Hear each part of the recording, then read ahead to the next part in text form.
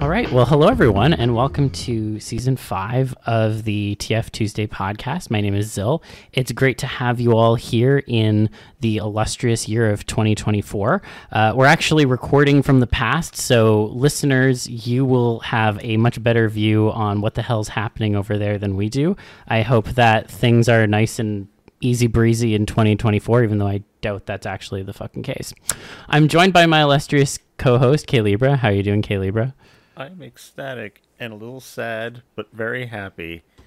I got Berserk Deluxe 14, and you're like, oh, more Berserk, but this is very special because this is the last one to feature Miura, the original artist's art. This is the last one. The next Berserk Deluxe, whenever that happens, is going to be all the new stuff from Studio Gaga and headed by his best friend. It's the last chapter, and most of it is full of the the ideas and his commentary and an interview, and it was stuff that I was finding online, but I was really hoping that the deluxe versions would have. Like, about a third of this book isn't even the Berserk comic, and in the last page there's, of course, his name year to year, birth and death, and I'm like, I got it. I have pretty much completed, in a way, the story, but there's more to come, and so I'm like really fucking emotional about it right now because I did not know this would be it. Holy shit! That's awesome. I mean, I can definitely see why it's also a little bit sad, but it's great that, that they've been able to publish what he did do, and that the story will at least come to the conclusion as he envisioned it, even if he won't be able to continue to contribute to it. So, yeah, and if there's any other Berserk fans who question whether or not, it's worth reading the new stuff, do it. It's his best friend. His best friend knows exactly how it's supposed to end, isn't going to embellish anything or add anything that wasn't meant to be there. And just, I trust this. I have said this before, but I would have taken the end of Berserk scrawled on a bar napkin. But here they are trying to draw it. So I couldn't be any more grateful, And gratitude comes in many ways. I think that if you decide to be a little generous to us on Patreon, that would also be pretty good. It always makes us happy whenever we get to see somebody who thinks that we're worth the little bit of resources that you're willing to put our way, even if for a little while. I gotta work up my game on the Patreon segues because you're just blowing it out of the water the past few eps. Hey, it's good to know that, things can be streamlined, and, it's nice to wonder, how will they do it this time? It's a fun little creative exercise, just like this show is kind of a creative exercise, too. It takes a bit of thinking to actually figure out the best way to get the most out of our guests, because we want to make them feel comfortable, and, also, that means that they'd be willing to share things in the first place. We have a reputation to keep building and to maintain to the really good folks that decide to join us. Yeah, agreed. And I'm really excited as we have a very special guest joining us today. Foxxy, would you like to introduce yourself? Hey there, my name's Foxxy. I've been drawing transformation art in some way or another since 1998. Which is incredible. Yeah, it's a problem. I wouldn't say it's a problem. It's only a problem if you consider it to be. It's not a problem for me, but it's definitely oh boy. Well, I think the fact that you've been creating and producing transformation art since the 90s is, incredible and commendable in my opinion. And I was a bit curious to hear how you found your way first into drawing TF and then posting it onto the internet, because I feel like those are two very important and interesting kind of tidbits that people might like to know about you. Okay. So I guess there's two parts of that, which is, first of all, obviously, I don't think Yeah, my family did not have a home computer until around 1997. My parents had computers. They worked on them, at their office. But we didn't have a home computer. And so around 96, 97, it finally became feasible for me to access the internet, and I certainly had interest in accessing the internet. I was like, I don't know, 11 or 12 at that point. And I first looked up some very typical interests for me, those who know me well. Disney theme parks, haunted houses, and I actually was on a site for a regional haunted house in Texas, I believe, and they had a werewolf theme. And in the link section of that site, they linked to something called the Transformation List Archive. Yes. Yeah, the Transformation List Archive was kind of like an online version of those big books you used to be able to buy that would tell you, where to see nudity in movies and things like that, except it was any movie or TV show where there was a transformation. And apparently they had used this as some sort of resource when researching werewolves, but that led me to the Transformation Story Archive and then the Transformation Graphics Archive. And you must realize that I had been aware of the fact and heavily repressing the knowledge that I was interested in turning into stuff for pretty much my entire life. And so this was a great eureka moment of my life where I said, holy shit, other people think about this too. I have to get involved. And I did pretty much right away, and I haven't stopped since. That's awesome. It's interesting that you kind of found your way into it and then had that kind of like epiphany. I think a lot of people, particularly folks who get into like transformation these days, have a hard time understanding that back in the 90s, it was actually very much difficult to almost believe that there would be other people that were into that and that there could be an entire community around that. I just... Yeah, I mean, I can remember thinking about turning into stuff definitely when I was 6. And I have a memory of, at that time, also already knowing that I was into this, so I must have known before then. It was just one of those things that is your little secret for your entire life. Mm-hmm. And then I found the internet, and I found that other people also did this thing that I did. And it was the first and perhaps one of the only times in my life where I sort of said, like, that's it. This is where I belong. I'm going to get involved. Like, that's it. Yeah. So it's interesting. I know that once you found it, you did eventually start posting your stuff online, and one of the things that stands out, at least in my memory, was the fact that you had your own website back in the day. And again, this is back in Web 1.0 days with web rings and all of that good stuff.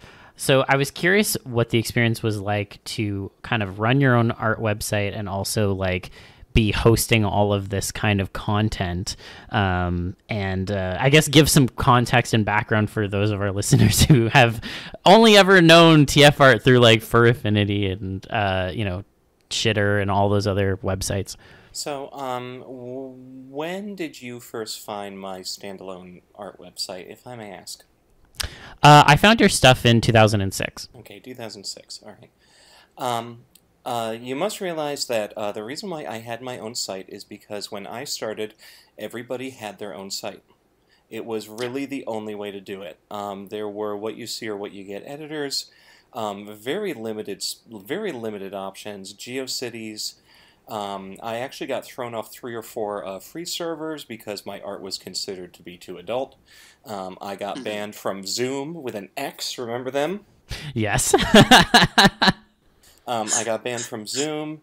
I remember Fur Nation, which was the first kind of fur affinity that imploded around like 2002. Yeah. It was just all very, very different. I think that the context that people need to understand is that, Netscape Navigator is like December 94, like early 95. Realistically, most people don't have a way to get on the internet or look at stuff until around 1996. And even then, it's a very throttled AOL 1.0 type experience where you're pretty much limited to a walled garden of content that has been curated for you. And that was important because, of course, you had to pay per minute to be on the internet, and you had to have your phone unplugged while you were doing it, and so it was incredibly costly to do this. You couldn't just spend all of your time on the internet. You had to sit down and, with intention, be like, I'm going to go on the internet and look for this. Once the transformation community began to sort of percolate, and it appears to have started as an offshoot of a news group. There was apparently a news group, and I don't know if it was fantasy or something like that, but a group of people who met on the news group all figured out that they were interested in transformation stuff, but this is like 93, 94, so like no one has graphical web browsing, so they wrote stories. Right. And that became the basis for the Transformation Story Archive. And today we find it very weird to think of a time when a graphic on a website was a novelty, or something that you had to work hard for, or like you had to load it and then sit there for like 2 minutes watching the pixels build line by line, over a 28K baud modem, and so it was. At first, it was called the Transformation Graphics Archive, which sort of reflected the novelty value of it. And, I mean, imagine it. Once upon a time, there was a site where every single piece of transformation art that had ever been posted to the internet could be hosted on one site and accessed through dial-up. Oh, what a time. Yeah, I mean, like, you could probably take every transformation online artist and fit us in a pretty good-sized van. Oh, yeah. And so, yeah, I mean, like, the only way to do it was to have your own site. And the only way to have your own site was to go out and buy a book on HTML and teach yourself to code HTML and build the site.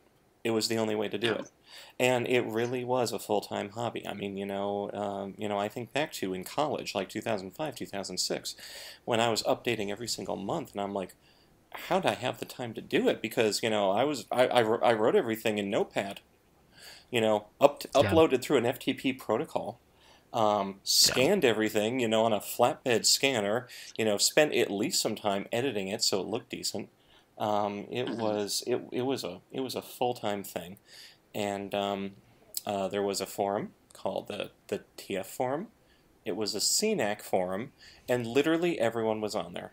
Yeah. And we sort of, if you'd update your site, there was no RSS feeds, there was no social media. You went to the forum and posted a big thing that said update, and everyone went and looked at it. I remember being invited to a brand new website around, I don't know, Thanksgiving, like 2002, something called transfer.com. Yes. That was very weird. Like, it was very weird learning how to upload images like that. And, yeah, I mean, it was sort of a thing where, like, towards the end, around, like, 2008, 2009, maintaining that site was a real burden on my time and resources that was becoming increasingly slim. And, it was very difficult to then get the sort of motivation to migrate. And so, yeah, I mean, maintaining, like, it was... I'm not going to say it was great, but in many ways, I think that there is something to be said for a version of the internet that is, that has a gatekeeper, which is effort. Yeah. Yeah. No, I remember, I initially found your stuff through Transfer and then found the website and was like, okay, cool, I don't need Transfer anymore. But, one of the kind of funny things for me about that time period is I think there was a nice quaintness to it to some degree in that, yes, people had their own websites, but you made it kind of a daily routine almost of like, oh, I can go check all these websites and then that's it. I know I've seen everything. There's nothing that I am missing out and I can just, go off and do whatever. I mean, the idea of doing that in this day and age with the volume of content that gets uploaded on a daily basis would be obscene. Like there's no way anyone could do it.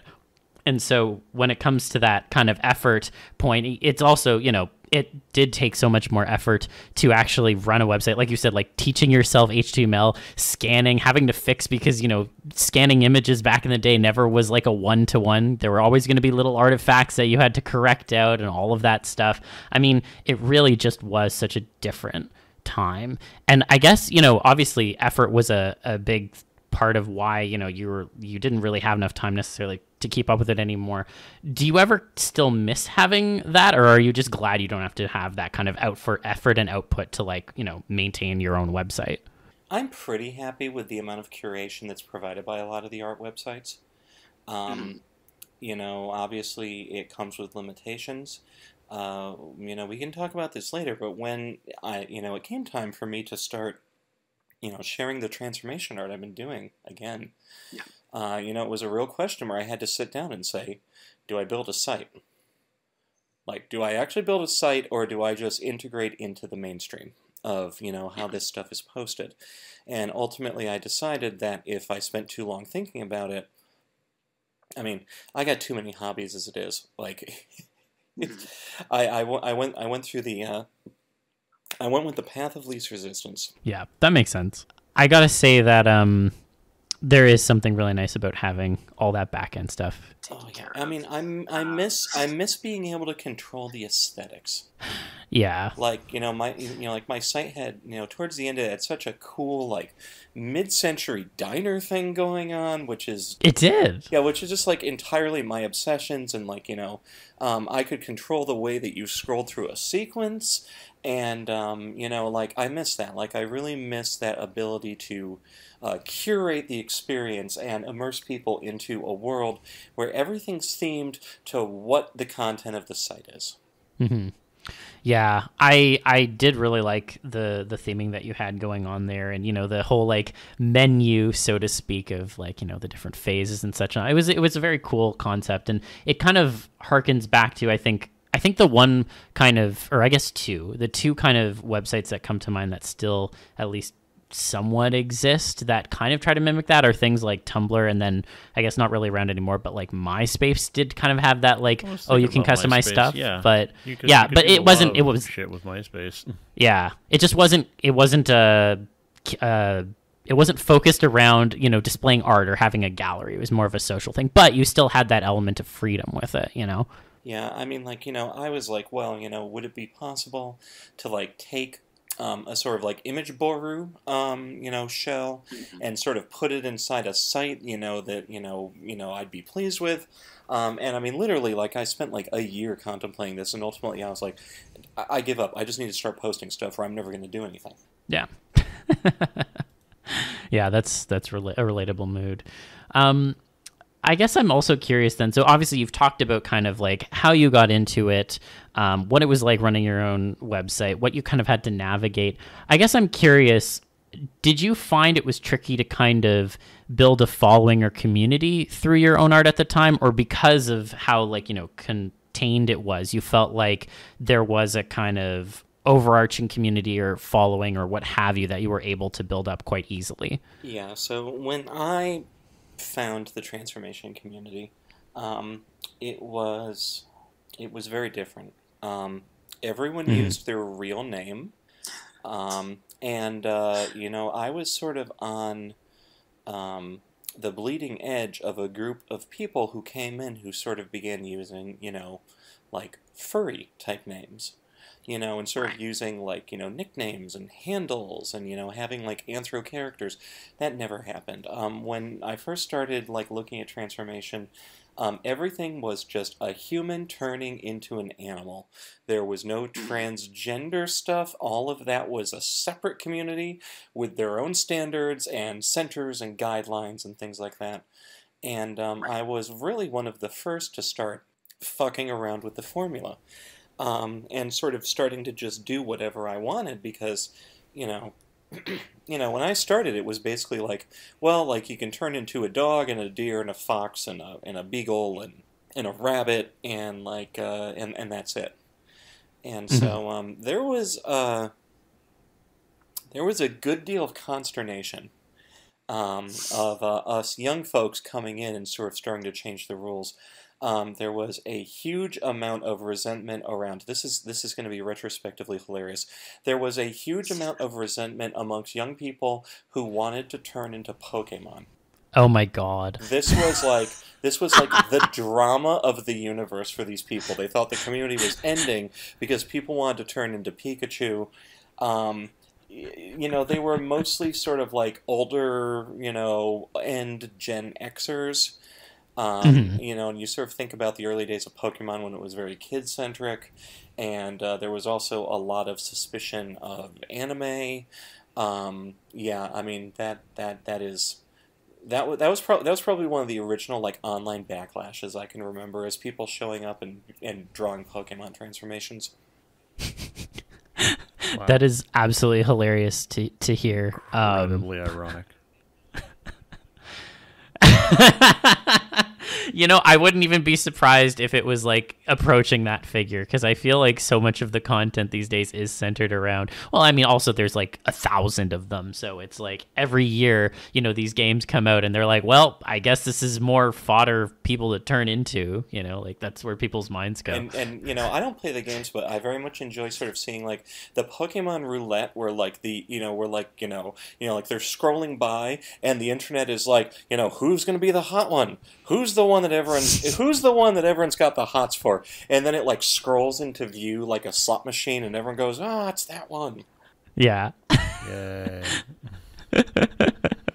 I feel like the Pokemon that are like most similar to canines have an unfair advantage on that front every time the gens come around. But I don't know, maybe that's just a little bit of bitterness on my part. That's because they're already made for furries. Yeah. They come ready made as furry avatars and personas. It's like really, really fucking simple. Zoroark, Lycanroc, all that shit. Easy peasy. I can see myself as that because it's all so blue. Know what I mean? I got a question for you, Foxy, though, because I'm sure you said you got a lot of hobbies and everything, but you said that you really, really wanted to post to the TF community and stuff. So what made this different for you aside from, compared to the other things that you like? Do you mean sort of like at first? Well, like you said that this was a thing that you absolutely decided that you really want to contribute to, that you practically must do it. So what made you feel that kind of almost obligation to do it? I mean, it was just that, it was for the first time I kind of found a place where I felt I belonged, really. I grew up a weirdo in a very rural area. We didn't really have a lot to do. I didn't really have a lot of friends. And this was sort of a first taste of belonging for me. And, I jumped right into it. Okay. So, I mean, was there something in particular that you wanted to bring? Because, I mean... I literally just really, like, I saw, like, pictures of people turning into stuff, and I'm like, it's like the little kid who decides that they want to be an astronaut. It's like, that's it. That's what I want to do. Okay. So you just you kind of followed the impulse, but it ended up staying with you, growing, manifesting the way it eventually did over the years. I'm astonished that I can still do it, too. I have no idea how I do it, but like every once in a while I'll be sitting there and I'll be like, I'm out of ideas. And then like another dumb idea will come to me and I'll be like, well, I have to do it. Like I have to draw it.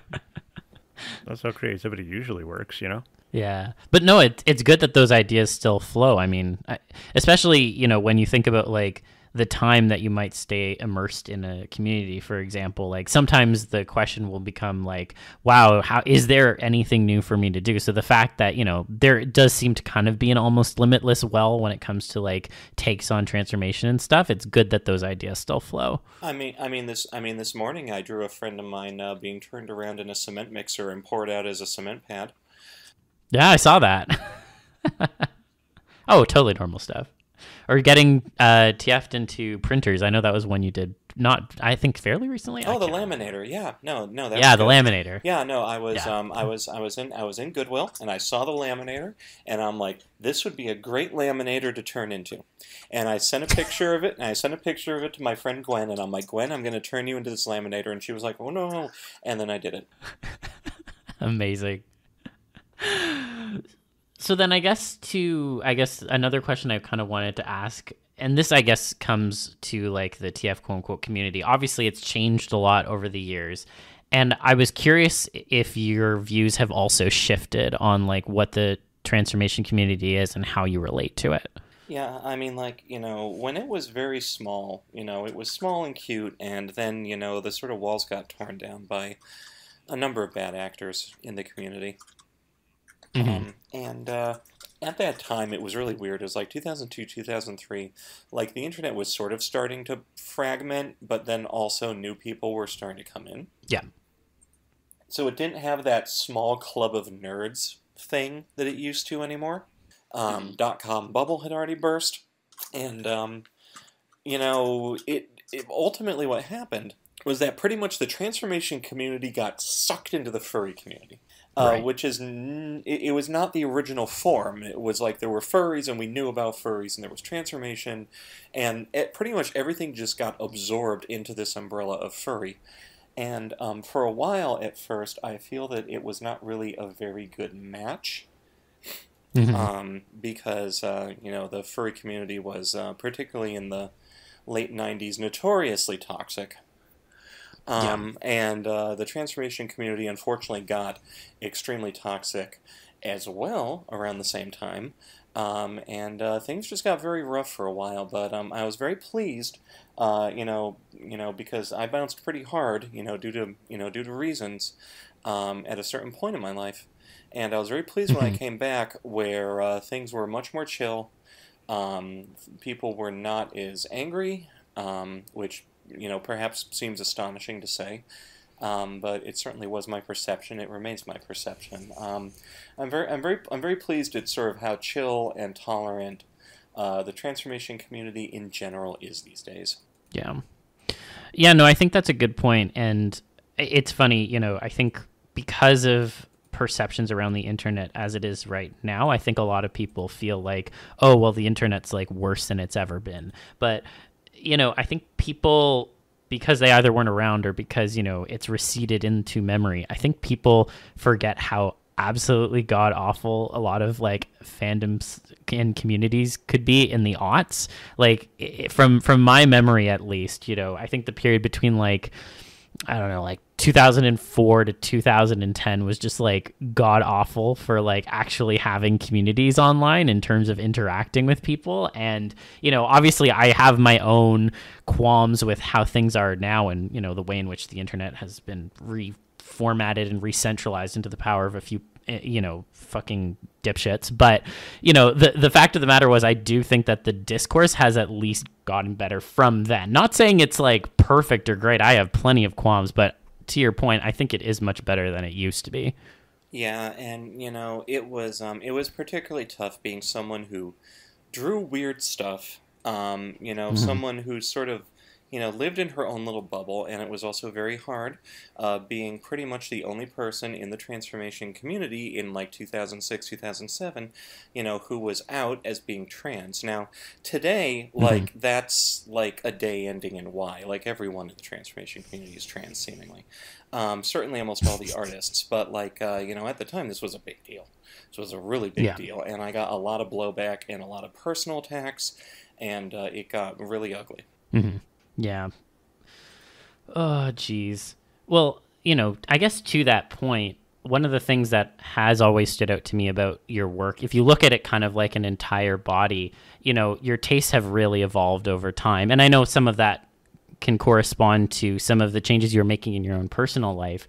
But, back in the day when you were running things on your website, you kind of grouped things in phases, and they did feel like they were very cohesive in terms of the themes and what you were kind of diving into. So I was curious to hear a little bit more about that kind of early period and what you enjoyed focusing on, and then how that kind of changed over time. I'm fascinated to hear that you feel that it was cohesive, because it was literally just me just doing whatever. The whole phase thing came about because the first time I reorganized the site, I looked at a lot of the art that I'd done in the last year or so. And, as many artists in the past have done, I was like, oh, wow, this is kind of shitty. And I was like, well, I could just start a new page, and just sort of throw that into the cellar, and just update new stuff on the new page. And I was like sitting there, and I was like, what do you call it? And I was like, okay, we'll say that this is phase 1 of the art and this is phase 2 of the art. That was it. That was the extent of it. And then after a while, it just sort of turned into like, prognostication, where I'd just kind of be like, oh, it feels like we're going to start a new phase. Right. I never really put any more thought into it than, is the page getting full? Am I sick of looking at this art? Or do I feel like doing something new? Mm-hmm. That's interesting. I guess as an external viewer, it did feel more like, oh, you've kind of had a bit of a shift in terms of what you're interested in that moment, and therefore it was a natural point to create a page. So it's interesting to hear that it was more just like, well, let's just move on kind of thing. After a while, it kind of became this thing where I'm like, oh God, why did I start this phase thing? Like, it doesn't make any sense. Like, I reached a point where I kind of had to be like, should there be a phase 13? I don't think so. Yeah. which was a real thing. I skipped 13 onto 14 because, my art is a hotel. Yeah. I mean, I thought it was funny, so, Would you say that... eras. Oh, true. They would now be eras. You're right. First era contains 14 phases. The next era, who knows? I mean, like, I'm definitely, I feel like an era, maybe 4 of my art at this point. Definitely 4. Mm-hmm. Yeah, I'd say, like, from me starting to around 2005 or 2006, somewhere in that area, it was all kind of one thing. And then, like, 2006 to, like, 2010, when I sort of officially tried to stop the first time, that's sort of a separate thing. And then I go through a My Little Pony subquest, and then it just turns out, after doing that for a couple of years, that I just really wanted to draw transformation again. Yeah. And I'd say, yeah, there's been like 4 of them so far. I don't know if I'm going into a 5th one. My art has recently just been very sort of like sketchy and casual, and not all of them are transformations, and I've just sort of relaxed, and I'm just trying to be a little more open to just following my inspiration wherever it goes. Mm-hmm. As opposed to, I mean, like, you got to realize around like 2006, 2007, it was really like, what's the next transformation? Like, what's the next thing I'm going to come up with? I was very driven about it in that way. When you say like the next thing, do you end up looking for something like a gimmick, a trigger? Like what's like the next thing for you? What do you feel makes something done by your standard? It's sort of hard to say because I will go through phases where I'll be totally obsessed with like one thing, and I'll keep doing it over and over and over again until basically like whatever drives me is satisfied and I can move on to something else. So I'm very, like, particularly since coming back to it, I sort of said to myself, like, let's stop trying to push ourselves to put this stuff out. Let's just, be sort of loose about it. Let's sort of see where our inspiration takes us. And that's worked out pretty well so far. Like anyone else, I go through phases where I don't feel like drawing anything. Yeah. And I don't have any ideas, and that's bad for me because then I start getting kind of depressed. It's much better for my mental health, definitely to be working on something at pretty much all times. Gotcha. And so now that you're back, anything that you like in particular about how things are? Because I mean, okay, that would assume that you weren't paying attention at all. I mean, at least have you been paying attention over the years, or did you like completely remove yourself? That now you're like, oh well, I can't believe all this shit's going on, or these people are here. When I basically decided to retire and go off to draw Friendship is Magic art, I pretty much disconnected entirely. Gotcha. At a certain point, the website went down, and I was actually relieved about that because people would email me constantly and be like, "When are you going to update? When's the next art?" That happened. That happened around, like, I don't know, December 2010 is when I really kind of began to feel that it was time to move on, early 2011, and so you sort of say that's really when social media began to explode. So really, it was like starting over, like from scratch. You know, it was like, where the hell are people posting things? You know, and how do I do it? Like I had to go back in and teach myself where this stuff was happening. Yeah. Okay. Yeah. So, I mean, that must be interesting because when I became aware of stuff, you know, I just kept looking for things regularly, and that just I guess that's just because I didn't find any reason for myself to leave. But that is very interesting because typically most people actually don't get away from it. There have been a number of artists in recent years who have either just gone completely dark for apparently no reason, or they actually will say, I am never doing this again, to which they come back maybe a year, several years later, and be like, well, I'm back, guys. And like, I don't know. It's a different thing for everybody, and I find it very interesting how you were able to manage that. But it is cool because it does refresh you. I feel like it's a bit overstated to like stay, you know, completely immersed in something or to hyper focus your attention on something for a long time in this attempt to either perfect it, refine it, nail it down, anything like that. Because the thing about practice also is that you need to rest. Sometimes a very long rest can actually make you forget some, you know, in quotes, bad habits, or at least unwanted habits or behaviors that maybe you didn't want. So, I mean, even like socially or maybe your taste or something like that is very interesting to be able to pull that off in this sort of way. Yeah, I mean, like, I will forever say that sort of disconnecting when I did and going off to draw My Little Pony art is probably the best thing for my art that I ever did. You know, I was feeling very dry and stale, and I felt really uncertain about a lot of stuff. You know, sort of working in the style of that show really forced me to work on expressions and work on posing and work on staying loose. And all of that was great for my arts, that when I came back to do it, the art was really different and really interesting. It's backslid a little bit recently just because I'm kind of, you know, like once you sort of cross that threshold, you know, for me it happened in 2019, where I've been doing it for 20 years, it's just like, whatever at this point. I'm just doing stuff. I'm just going to do whatever. Damn. So I'm curious. Oh, sorry. Go ahead, Libra. No, you go ahead.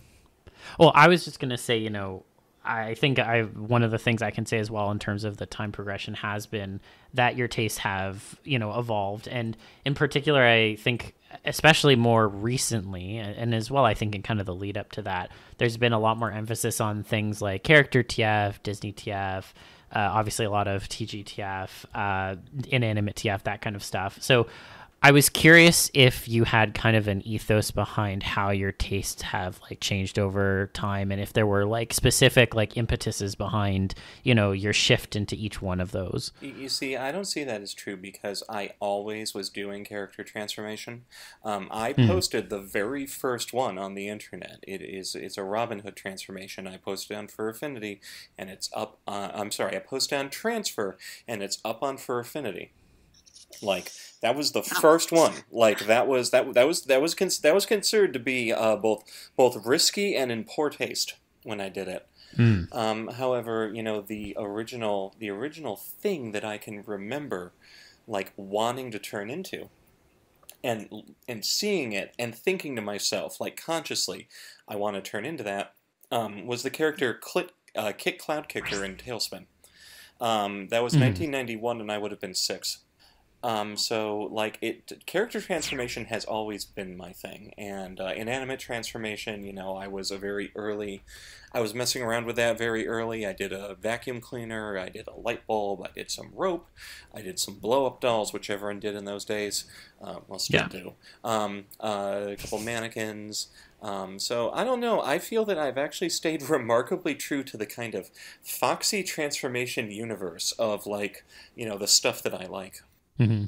No, I think that's fair. Maybe just as a perception of mine, it seemed like there was a shift. But I mean, you're right; they have always been there, so it's not like anything was ever out of the ordinary, so to speak. I will say, someone contacted me and they were looking for art of a certain one of my characters, and I was kind of like, okay, like I guess I should actually start organizing like my fur affinity gallery a little bit more. So this morning I was going through and sort of sorting things into folders, and you can definitely see how I use the characters in different ways, because I've got two sort of furry embodiments of myself right now.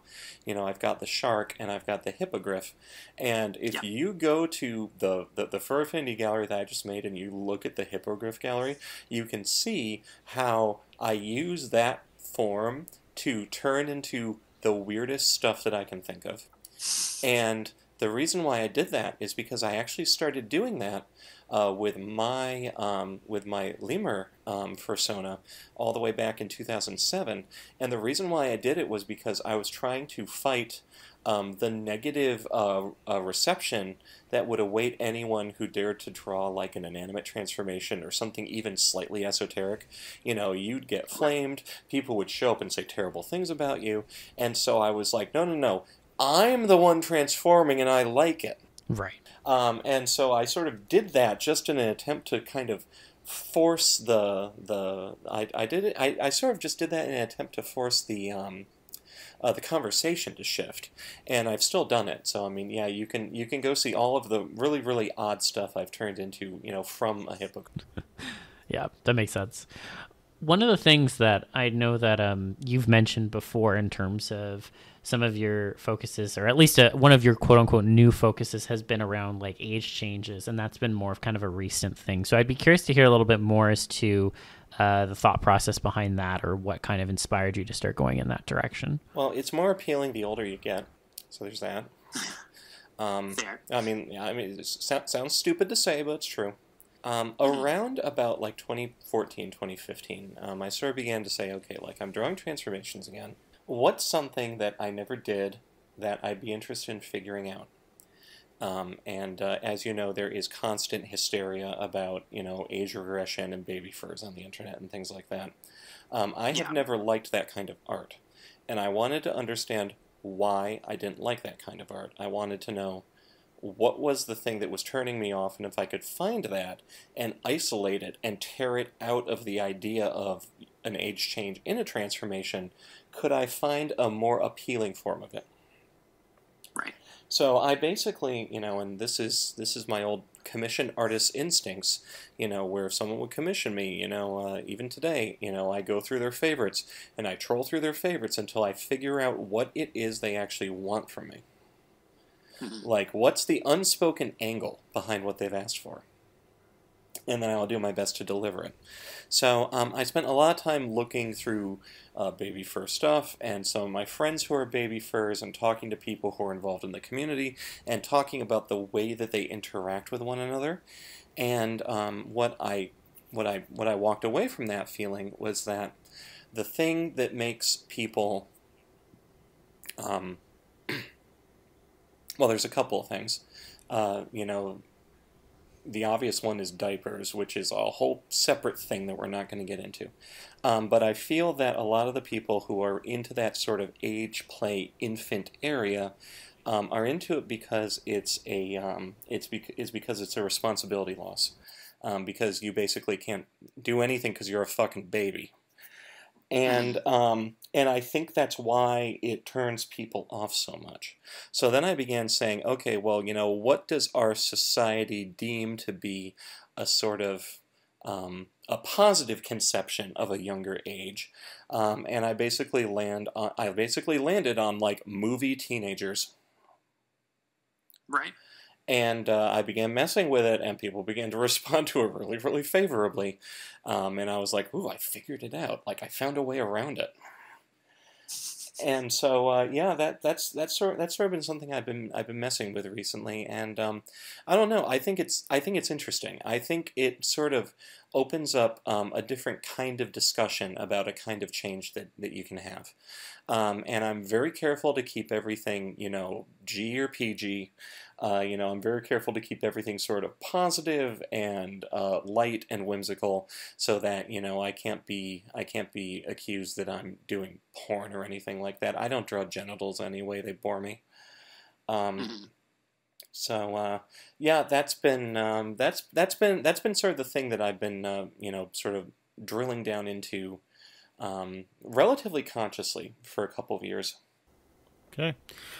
So does that mean that you're kind of just like going into... So, all right, what tipped off actually the fascination with the age stuff anyway?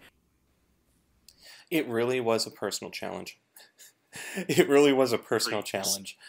So you saw this thing that a lot of people have a problem with, and we're just like, I'm gonna make it acceptable or something like that. No, it wasn't. I'm gonna make it acceptable. I was like, can I make it more acceptable through just force of will? Well, I mean, you could, because age change is something that, on its face, could have like the whole stigma, but a lot of people don't really think about it very critically anyway. I think Ocarina of Time is a really good example. I don't think a lot of people realize that even though Link gets an older body, he's still just a kid. And so a lot of the situations are way more awkward than they could be, or the situations that they may imagine him in. Or you could even take something like this one Jolly Jack comic. There's this old man in the mountains, and he catches the attention of this woman who turns into some kind of like beastly beauty, and he seems to like really appreciate her, but as she changes, she also, I think, is like a mountain goddess or something, so she gives him back his youth, makes him like young, strong man. They fuck, it's fun, but from like several angles, you can do the age thing like all the fucking time.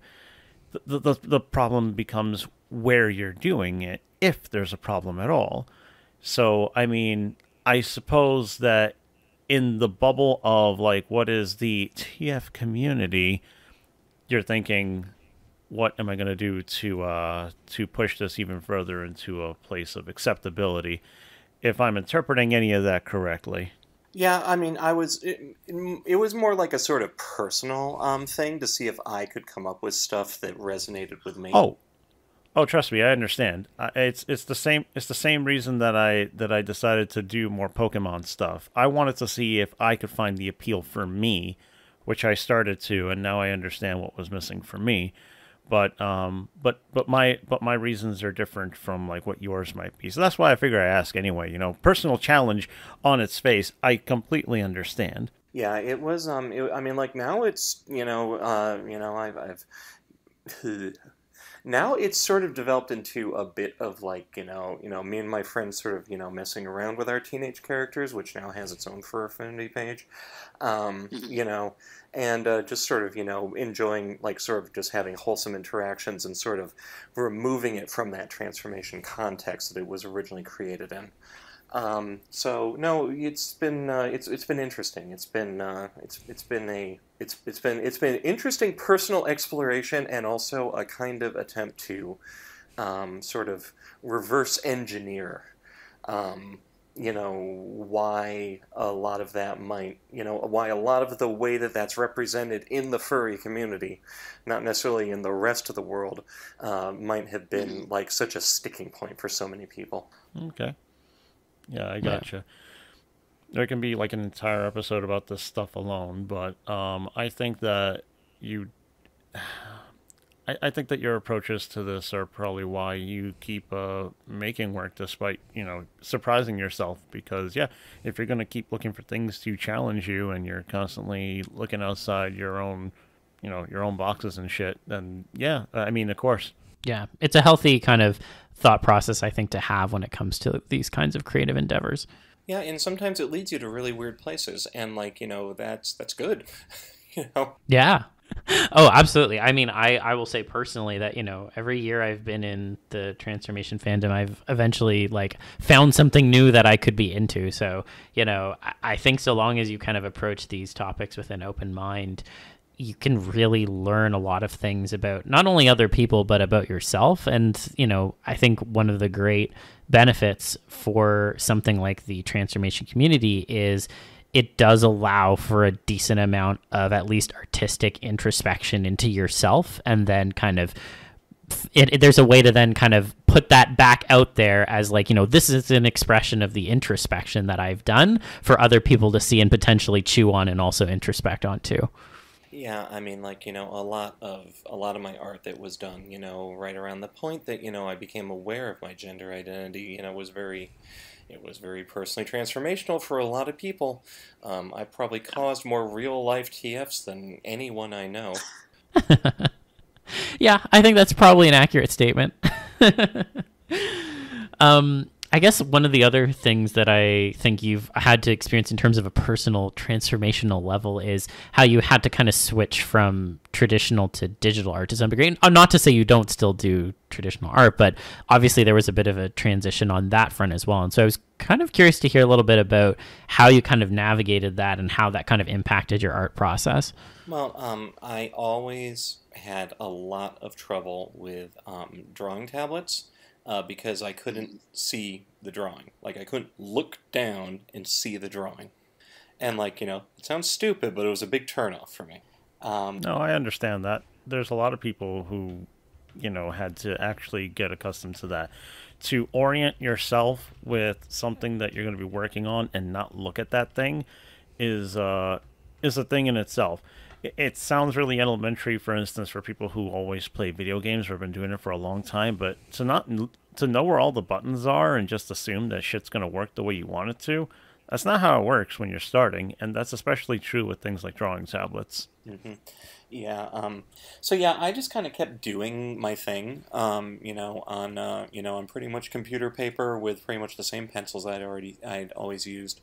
The same markers I'd always used, and I'd gotten pretty quick at it and pretty good.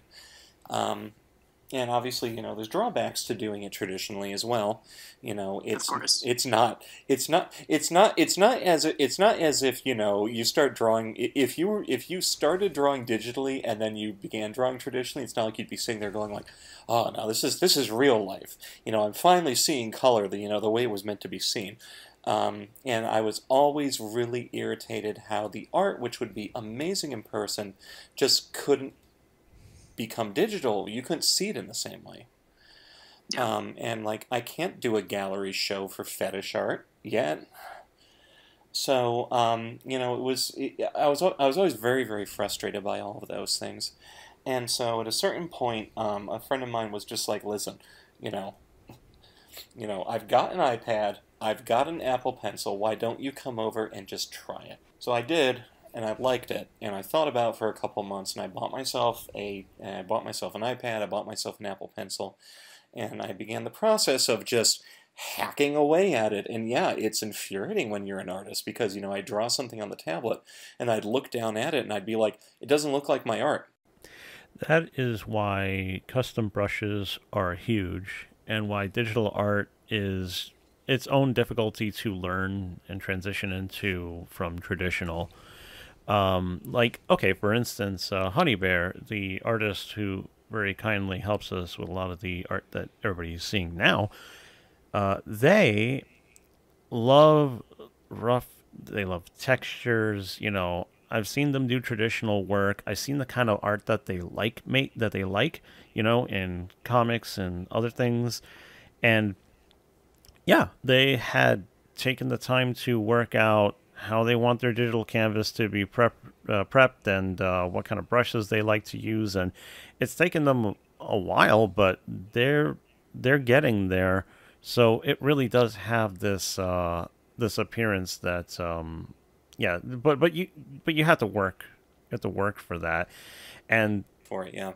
And it's become easier. It's become easier with time, because now there are art programs for artists to make art. People would argue that Photoshop's been there for a long time, but Photoshop is for photos.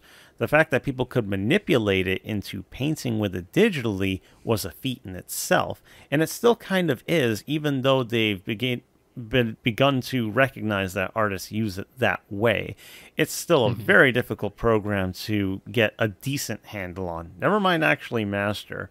And I know this is like a whole tangent, but since, you exist primarily through art in this space, I think it's still good for people to know like where you're coming from and what motivates you and what keeps you actually making more stuff, because it's not that simple, no matter how much you draw on paper or otherwise. Yeah, it's crazy difficult, and actually I still think better on a piece of paper, and so you would probably be surprised at how many drawings I do where it's a very, very loose pass on a piece of paper, and then I take a picture of it on my tablet, and I do another pass and start tightening up from there.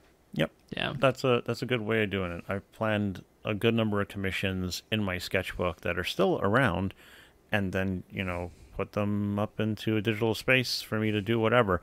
It's made some pretty interesting work, and rather the results are interesting. They stand apart from the stuff that I would either make purely digital or just keep on paper. So it's really good. It's a really good thing to do. Yeah, and also just, I feel like, I don't know if it's more fatiguing, but it's different when you're staring at a screen, like, than when you've got a piece of paper. And on one hand, you can do more, but it's also way, way less forgiving than physical art, because, physical art, unless you're doing like a wall-size piece. Okay, so it's worth saying that I got thrown out of 3 art schools before I went to film school. Because I refused to follow their instructions, pretty much. But unless you're doing like a wall-size piece, you don't have that much detail. And so, you can kind of fudge it and be like, yeah, it's good enough. And in digital, there's no place to hide. Like, you actually have to make certain that all those pixels are filled in. You have to, dot your I's and cross your T's, and or find ways to fudge it. That's not completely true, I find. I mean, again, this is another discussion, but I mean, I guess just for your consideration in the future, I like filling things in, but you certainly don't have to. Lots of digital artists actually don't have to do that at all. The ones who choose to, they got certain priorities, and I don't fully understand them all the time, but plenty of people can get away with just leaving shit just kind of what it is. That's what I do a lot, because it's part of the kind of look that I want to achieve. But if you want something like really, really clean, then yeah, you develop your own methods, or find the ones that do get that. But this has become more of an art discussion. I hope you don't mind, Sil. Oh, no, I don't mind at all. No, absolutely not. I mean, I'm very much divorced from the context as someone who works exclusively in photo manipulation, so it's a very different set of challenges. But I always ask questions. I'm hardly a professional, No, I appreciate that. Yeah, I mean, like, my conception of what I want my art to look like is, and if you look at it and you think about this with this in mind, particularly my finished work, I want everything to look like an animation cell. That's what it's all based around. And so that's what I want. I want flat, clean, sharp colors and sharp outlines, and, a sort of impressionist or perhaps abstract background. That's what I want. Because I've learned in the last couple of years that I view everything as being very flat. I find it very hard to mentally turn objects in space to understand them. I'm actually really bad at playing 3D video games because I don't know where space is. And so, like when I take pictures, I slap the telephoto on and I zoom all the way in because I want everything to be flat. And that is sort of the that's sort of the vision that I go for in my art. Gotcha. I think that's pretty fascinating, actually. I haven't heard somebody really put it that way. I know that a lot of people really want to be able to express form, not just shape. So for you to just kind of lean into that, yeah, I find that to be pretty admirable. I view myself as an illustrator, first and foremost. What's the difference? That's a good question. I would say it's a difference that works for me. It's just you can't really say like what that difference is. Yeah, it's just a permission to be a little less representational and a little more abstract. Yeah, I gotta ask more people if they identify that way, what it means to be an illustrator, because I actually don't understand the distinction between them. Like, I'm an artist. No, well, I'm more of an illustrator. Right? Well, I sort of feel like an illustrator, like for instance, if I worked in typography, which is one of my big passions, like to me that's illustration, in the sense that it's, it can be non-representational. Well, expert's blind spot here because I don't fully understand what it means to be an illustrator. So could you explain that to me like I'm 5? What is an illustrator? I guess I don't 100% understand it either. It's just the distinction that makes sense to me. Okay. All right, then. No problem. I want my art to look like art. Like, I want it to be kind of flat and cartoony and sort of exaggerated and sort of fun and have bright colors. And it's not that you can't do that as an artist, but like, for instance, I have no interest in playing with lighting. I know just enough form and volume to get by. Like I said, the universe I live in is that I want it to look like an old-fashioned cartoon. Okay.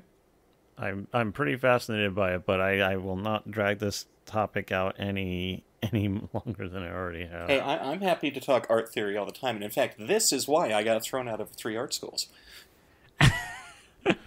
I mean, to be the slightest amount of fair, somebody who doesn't like to be told what to do too much, if I'm there to go to school, I do need to put aside the fact that I think certain things, and but at the same time, if you weren't going to be happy doing it, what the fuck is the point? Yeah. Well, there was something I did want to ask you as well. You had mentioned that you had kind of developed a theory around something called compounding transformations. And I guess I was curious to hear exactly what that means and what your kind of theory kind of alludes to.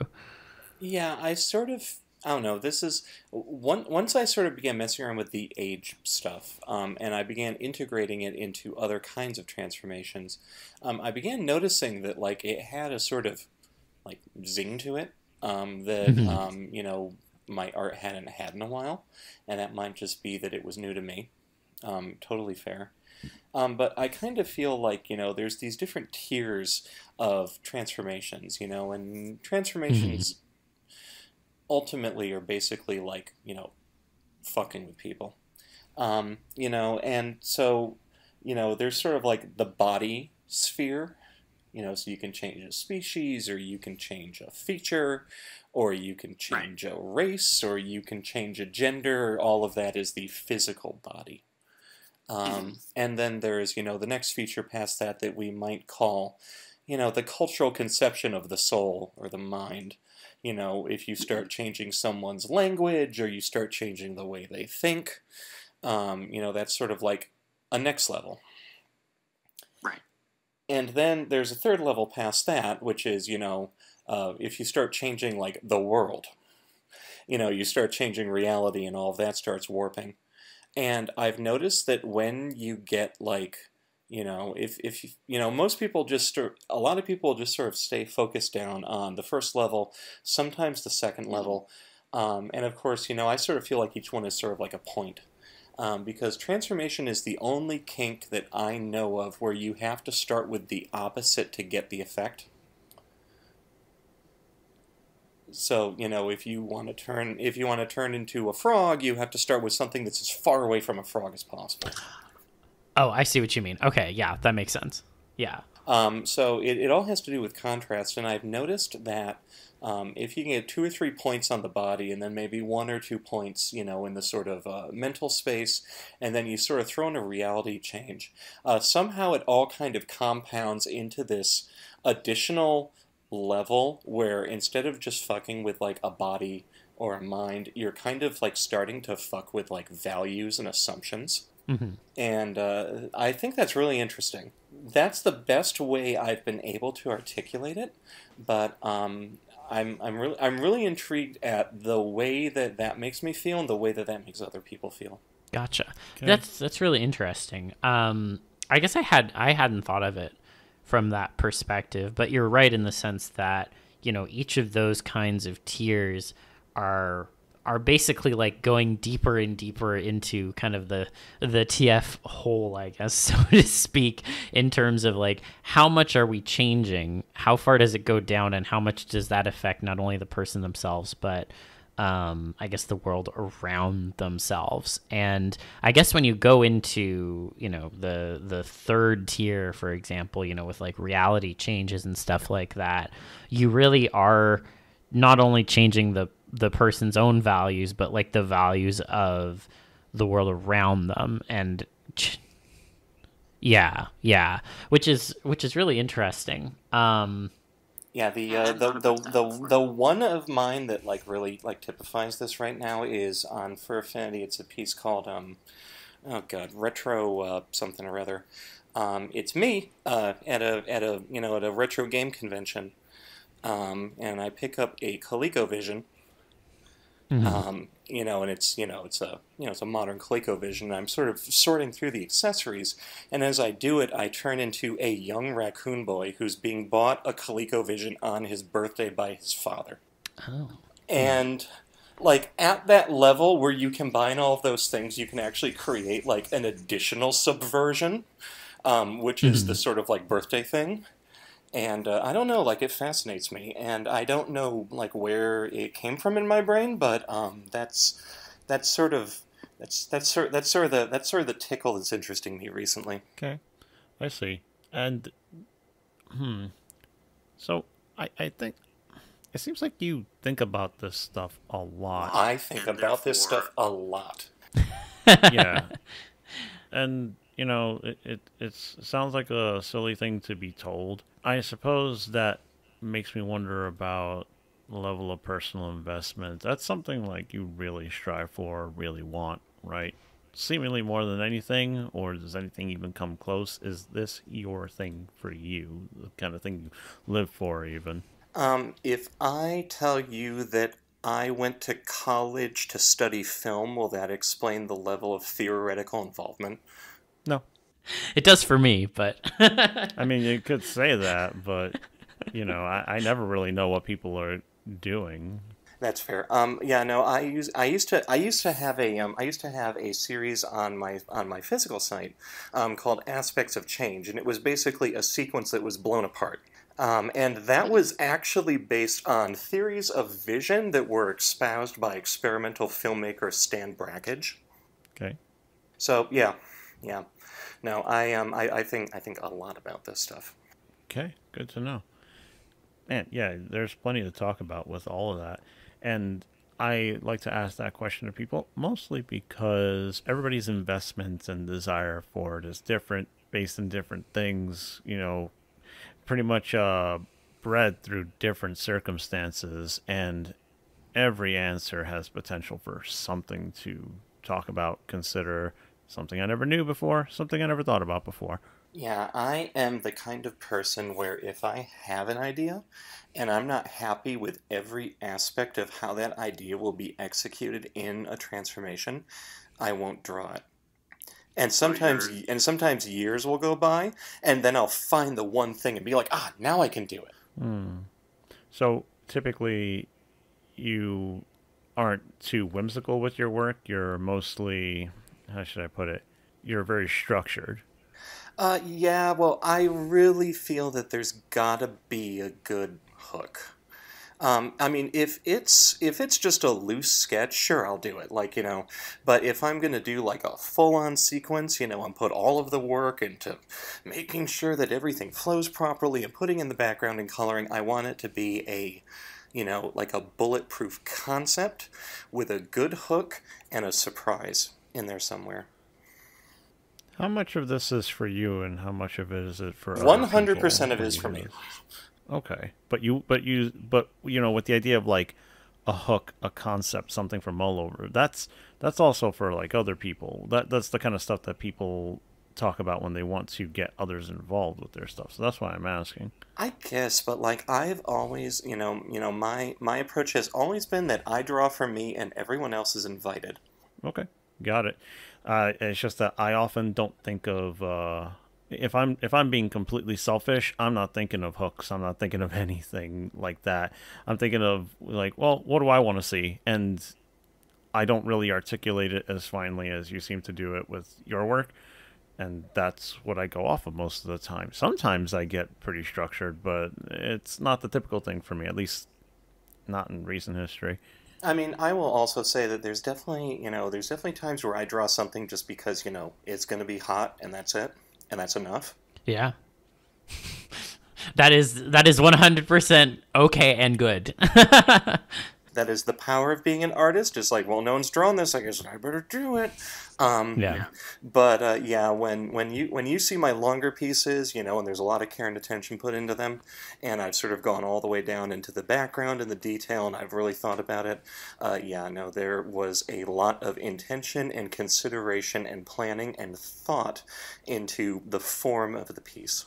Gotcha. Yeah, good thing you're making some people happy by making sequences and not single pieces of art only. I will forever say that the ultimate and best form of transformation art is a single piece. Oh my god. You wound some people. I support that. Some people, you wound them. If you Keep can tell wounding them. If you can tell it all in a single image, that's real skill. Yeah, I agree with that.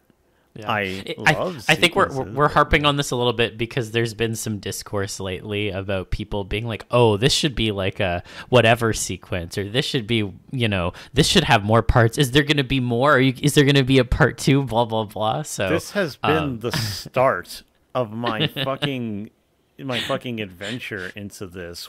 Is there going to be more? Is it going to be a sequence? I started with that. The fact that there's a discourse now makes me realize that people are fucking boneheaded and they don't really pay attention to what people do in the comments section or socially, and it will always piss me right the fuck off. In fact, Doran recently has been writing more, and open the server, check out his server. Doran TF, he's been writing more, and he's been having people start to tell him, oh yeah, like I would love a sequel of this, and as he described to me, it went from something that made him real happy to something that amused him to now something that annoys him. Yep. Yeah. And for good fucking reason. I mean, it's one of the reasons why if you look through my art and you sort of look at the stuff that are sequences, they are these sort of more complex things that actually require like multiple images to convey either an emotional tone or simply like, what the fuck is happening. But I mean, like, I have done sequences for the ages. I mean, I did a Maid Marian one in a week and a half when I was in college studying for finals, and I swear it was 43 images long. Like, I've done it. Like, I've done all of that, and now I feel like it needs to be actually good instead of just, the fact that I'm struggling with, depression and hormones. Mm-hmm. Hmm. Yeah, but that's all because you want to do it, and that's the biggest. That's the most important part. Yeah. Yes, absolutely. Like, if you do 40 image sequences, why can't you do 5 for this? Because go to hell. That's why. Yeah. Yeah. So one of the things I also wanted to kind of pick your brain a little bit about is the topic of character TF, because as you've mentioned, it has been something that has been very much a through line for a lot of the content that you have produced over the years. Either, people turning into canon characters or, canon characters into something new. So I was curious to understand from your perspective what the draw is in character TF for yourself. I mean, like, there's a definite appeal in sort of being able to get a whole package all at once. Mm-hmm. So, if you're not feeling too self-confident about yourself, you can turn into Rainbow Dash, and that fixes it. Mm-hmm. And, I think there's also something delightful in, and I think this is something in a lot of transformation art in particular, but it really works with me with character stuff, is sort of like being able to surrender a part of yourself, but also sort of like play a part and play a role. Right.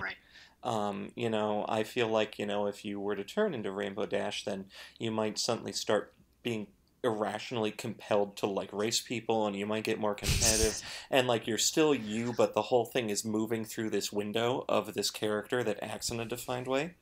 And Yeah. I don't know. I just think that's really fucking hot, and I always have. Mm-hmm. Yeah, I mean, I will say personally, I definitely can see that appeal to it. And, I've seen people take approaches with character TF whereby it completely subsumes their identity. They are literally just becoming the character. But the way that you described it, I've always found personally to be more interesting in the sense of like, you're almost of two minds in the moment. Like you have those kind of impulses or desires or urges that will come up, but you are still able to like perceive the world around you with like kind of your original state of mind and be like, oh yeah, that is something I guess that I want to do now. And I'm going to go do it because it's something I want to go do now, while still kind of retaining like at least a little bit of an element to kind of compare back to as like, well, I knew I wasn't always this. And, if you're interested in knowing, I've been on hormones for a while, and that's an awful lot the way it works. Yeah, I've heard that story before. You're sitting there and you're like, well, I don't really need a burger, and your body's like, we need a burger. I dig that, honestly. Transing your gender to do character TF, A+, in my opinion. I have just, as we start saying, like, I've always loved it. It's always been my thing. It's always been, like, my dream. Yeah. I mean, a lot of my characters are just me versions of other characters that I want to be. Yeah. It's my thing. And, it's interesting because I never met anyone who was as into it until I met Ace. Oh, yeah. That child is like the new me. And they have to find a new one of them every 6 months, to obsess over turning into. And, I mean, it's like looking at like a little bitty me. It's cute. Yeah, I mean, Ace, friend of the pod, has always spoken highly of you. And also, I've definitely noticed the connection in terms of, how they explore different characters and the way that in which they are drawn towards them. We've joked before about how, if they had a nickel for every time they found they were into a purple character who needed to learn the power of friendship, they'd have 2 nickels. And, that has always deeply amused me. But yeah, I mean, to your point, they very much embody similar kind of attractions, I think. And it's funny because the two of us, Ace is the reason why I'm actually posting art again in the transformation community. Yeah. Them being so open and so positive, and just having good experiences with them, sort of bit by bit drew me out of, the horrible hardened shell, that I'd crawled into, definitely has improved my life. But the two of us, like when we get together, and like it's like, oh, like if you're gonna turn into that character, then I need to turn into this character. And then it becomes a thing because then you're like, oh no, it's hot. They love being Twilight so much that I began getting into turning into Spike, and then it was really hard to turn off for like 3 or 4 years. Oh, that's great. Or sometimes it'll be like, oh, well, like recently we've both been like, because I'm really into Amy Rose. He doesn't really like her, but I think he's not willing to admit that he likes her more than he wants to. But like, I mean, we have just been going back and forth on that constantly because it's like, no, we'll both be Amy Rose at the same time. Fuck it. Yeah, there's been a lot of Sonic OC or like Sonic character explorations I've noticed in the past while. So that tracks. Which version of Amy? Yeah. Which version of Amy? She's been written a bunch of different ways. Do you want to know my favorite version of Amy or the favorite one to turn into? Both. Well, both, yeah. My favorite version of Amy as a character is the Sonic Boom cartoon Amy. Good choice. Good choice. And I like turning into the classic, SA1, SA2 type Amy. Okay. Yeah. The one just finding herself and just kind of being like, I'm here and I'm going to do my best sort of thing. Well, that sort of thing. And then also like, the classic dress. I've recently began messing with like her color palette a little bit to push it a little bit more into my color palette. and sort of drawing her a little bit more mature in the way that I at least feel recently. So yeah, I've sort of melded the various Amy's like into my conception of what I would be like as her. Yeah, well, that makes sense to me. Yeah. Okay. Yeah, Sonic Boom Amy is a great choice, though. I do want to reiterate that. Oh my gosh, yeah, she's my hero. I love her. Yeah, this one actually got me into a lot of the Sonic Boom stuff, and I'm so thankful that he did. So, you yeah, are you eating your feelings? Somebody Get her away from me.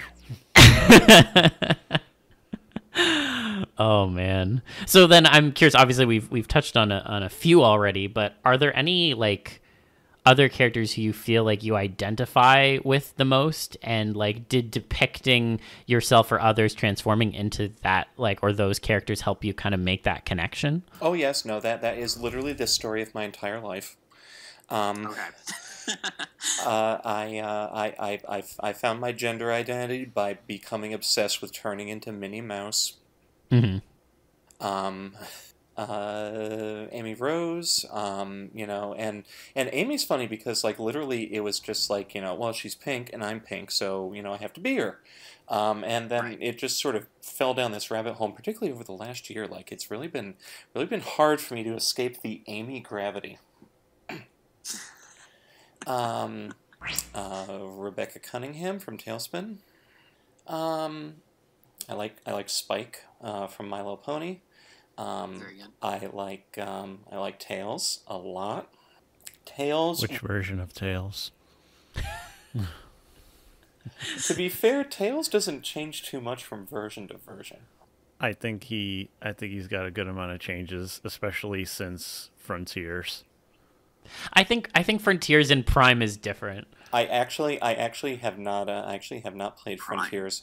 Like Libra, like you and I can come over and play my Sega Master System, and we can talk Sega all day. Sure. That would be good.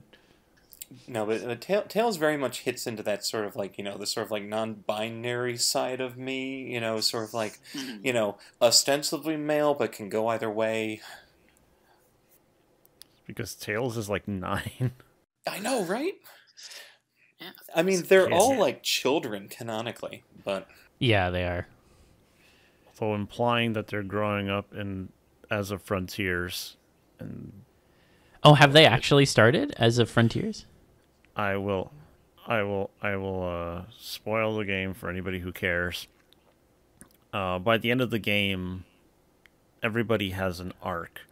Sonic is the same person that he was for the most part, but he does learn some things, which is good. But it's like Amy wants to go out, strike out on her own. Love is her thing, so she's like, why don't I share that with everybody else? And Sonic is like, yeah, go for it. Tails thinks that he's a burden to Sonic until Sonic encourages him and says, like, you know, hey, I need you all the time. You've been, like, one of the greatest friends I could ever have. And then Tails is like, I can't be by your side forever. I want to go out and, like, be like you. And Sonic is like, you know, you're growing up faster than I thought you would. Knuckles admits that he envies Sonic's carefree lifestyle and wants to go out and actually do stuff. And Sonic is like, yeah, go for it. And he's like, yeah, after we're done with this bullshit. Damn. that's a pretty good take on Knuckles, who unfortunately usually is a bit of a misfit in the group.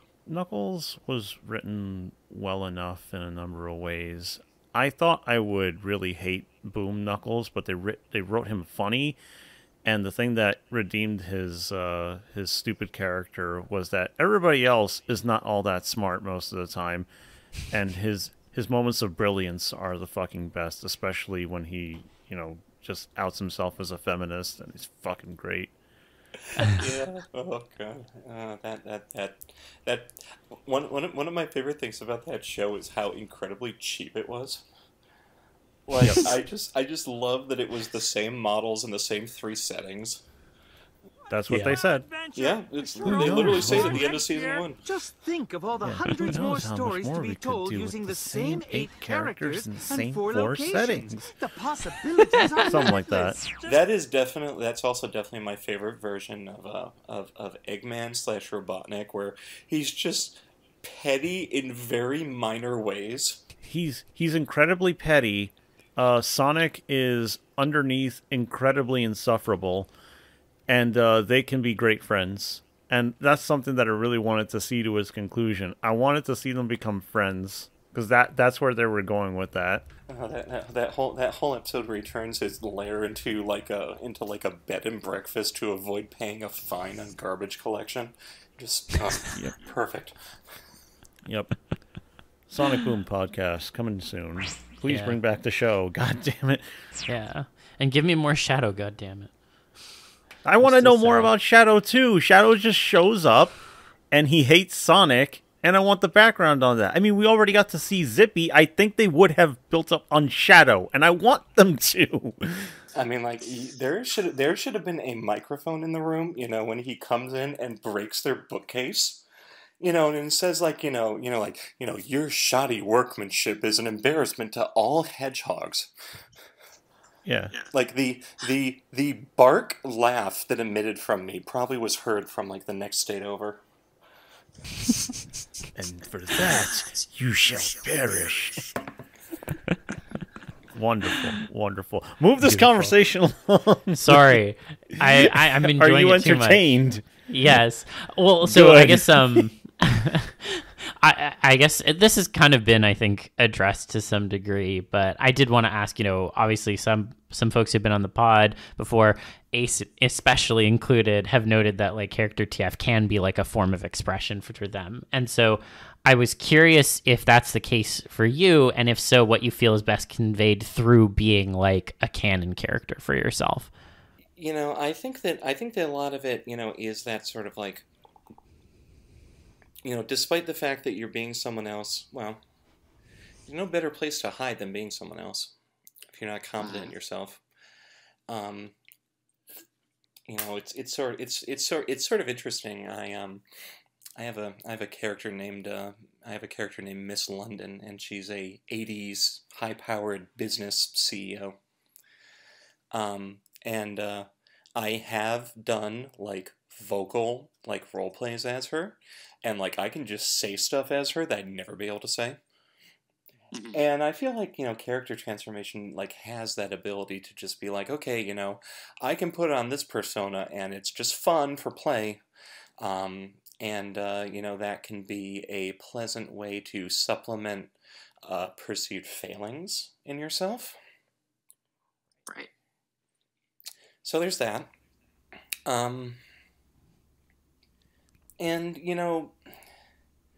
At a certain point, as weird as it is to say, it's a lot easier for me to identify as myself being a character than it is for me to identify as myself being a person. In some ways. It's kind of easier to sort of have that cover. And sort of, look at like Amy Rose and be like, oh yeah, like, that's the ideal. Like I'll never be that thin and pink and short, but I can feel like it, when I look at her. And when I look at her, I can sort of feel like I'm doing that. At one point, I actually was like in a situation where I was having to like go like rescue a friend of mine who was trapped alongside a freeway, and I weirdly began to like talk to myself in character as Amy. Like as I was driving there, it was really weird. Like after I parked the car, I was like, what the hell is happening? But I don't know. Like it's just always been a comfort and an escape, and something that means a lot to me. Yeah. No, I mean, I just want to piggyback on that anecdote in particular. Something that I actually learned in therapy, hilariously, was like my therapist actually encouraged me to do that kind of a thing with character TF when I was in difficult situations. So my go-to was Garrus from Mass Effect, and having your kind of mentality shift to help you in those kinds of ways is something that's really beneficial. And especially if you're going through kind of a difficult situation or a difficult headspace, or, you know, grappling with various, like, you know, different kinds of, like, you know, malignant thoughts, so to speak, like, having that as a comfort can really help you just get through, like, the day. And, like, reconceptualizing yourself in that way can also, like, help to kind of guide you long term in terms of, like, okay, maybe there's some things I'll never be able to attain, but there's other things that I can work towards. And if I want to kind of remold myself as I kind of navigate the world, there are things that I can take from to kind of influence myself and improve myself. So I mean, I think that totally makes sense to me. I don't find that strange in the slightest. From compartmentalizing to integration, that would be the ideal thing, right? It's like, oh, this is no longer just like a separate thing or a mode I have to go into. This is something that is me now. I have been me, or whatever, or I found it. Right, or there can be a new corner of you, you know, that has been activated by it. I mean, when I was unemployed and I was going to, you know, do interviews, like, you know, I'd sit in the car and I'd sit there and close my eyes and I'd visualize a complete start to finish transformation into Robin Hood Fox, like the Disney Robin Hood. You know, because he's confident and commanding. And then I could go in as Robin Hood and just do the interview. Right. Yeah, I gotcha. Yeah. I've definitely done that before. Not Robin, but yeah. You know, with whatever the version of that, you know, that speaks to you is. Yeah, exactly. Yeah, I think there's something really beneficial to that. And I think sometimes, you know, the benefits of those kinds of things can be underrated to some degree, but it's a real world thing that helps and also can influence how we view ourselves. So, well, you know, it's sort of like the fascinating, like trick you play on your brain, if you have a persona, you know, where you sort of like are like, oh no, you know, I'm not whatever circumstances I was born under. I'm a dog. And, like, somehow it short-circuits the way our brains were built, and, like, it allows you to, like, think about things differently and approach things differently if, you know, you conceptualize yourself as something that is manifestly impossible. Mm-hmm. Yeah. No, I completely agree with that. Yeah, so we did get 2 audience questions I wanted to make sure that we had time for. And the first one comes from Stormy Fennec, and she asks, when you TF, how much of your quote-unquote original form would you like to keep? So, for example, you know, stuff that people could still use to recognize you, or at least recognize you were once human. Well, I definitely don't want to be recognized as once human, so there's that. Okay. I mean, you know, my mental faculties is, you know, that's a, you know, if you lose that, that's a non-starter. If you don't know you've transformed, there's no point. Yeah. You know, I'd say aside from that, you know, I'm willing to go pretty far, and as indicated as we've indicated in the discussion of my willingness to completely subsume myself into being a character. Yeah. No, that makes sense to me. How about you, Libra? Oh, I just go for my hair, which is like a cheap thing, but people recognize me by my hair, I think. It's why I really wanted to find a way to do it into my own character design. But, you know, I mean, it's a thing a lot of people do, and that's why I alluded to it. So, I mean, I like to think that what I designed would be my face, but altered. So there could be the familiarity of, you know, the contours or the shape of my eyes in some way or something like that, you know, the kind of thing that would give the let's just go with the unsettling impression that, wait a minute, there's a familiarity to this that I can't put my finger on, which could give me the door into being like, hey, it's me actually. Something. Yeah. So things like that. You know, I sort of got there in a very different way in a lot of my art. We actually didn't talk about this. I sort of chose a theme color scheme for myself, which pretty much ended up being white, pink, and yellow. And, you know, here's the funny thing is that, you know, when I had my lemur form, I had features that real lemurs don't have, like very exaggerated arm and leg gloves, and those actually descended from the fact that my character was originally a fox. And I carried features of that forward, and actually I've pretty much kept a little bit of every previous version of myself in every redesign of the character, while also keeping pink, white, and yellow. In fact, the most recent one, the shark, there's a color break. There's a little bit of pink. There's no white. However, the shark form that I designed for myself is real close to that lemur form. I draw her real similarly. That's fascinating. I did not pick up on that, but now that you're saying that, I'm looking here at your page and I'm like, oh yeah, I can see it. That's really funny. In my hippogriff form, because the hippogriff came after a unicorn, which was my pony community avatar. Mm-hmm. And the pony had the full leg pink socks. And then when I did the hippogriff, and this is before there were actual canonical Friendship is Magic hippogriffs in the show, but I sort of introduced sort of like pony/fox ears that are very feathery. I've got sort of scaled lower arms, but then I've got upper arms which have very loose sort of fur on them, and that's actually a callback to a very brief period when I was a goat and had the sort of shaggy, upper body coat. Yeah, I remember that actually. It was a brief second. Yeah, it was a brief second. That was sort of some of the first toe steps into me being a little bit more of myself. Mm-hmm. Nice. Yeah. And what about you, Zoe? I'm very much of the mind that I try to keep not very much of myself post transformation, like especially I think it depends on like what the thing is. So everything that's not like an anthropomorphic character, that's not like a canon character of some kind, I try to keep nothing close to nothing. If it's just like me to anthro something, then I'll probably keep like the hair, the beard, the eyes, maybe the glasses. That's kind of 50-50. But the other kinds of transformation, like be it inanimate or, feral animal or stuff like that, I don't really want to necessarily keep an identifier because the whole point to me is like going to something completely different.